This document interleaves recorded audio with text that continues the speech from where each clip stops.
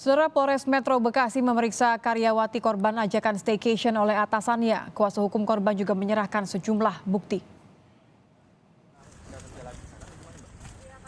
Menjalani pemeriksaan, korban AD didampingi penasehat hukum Untung Nasari.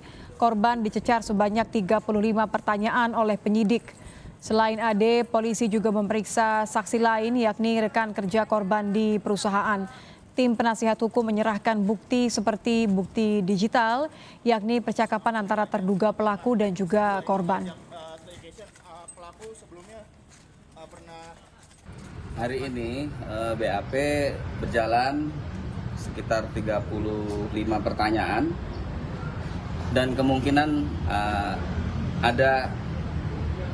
nanti ada tambahan barangkali ya, karena memang di dalam keterangan itu dikembangkan oleh penyidik, dimungkinkan setelah ada saksi-saksi ada tambahan saksi barangkali, tapi akan dikomunikasikan lebih lanjut.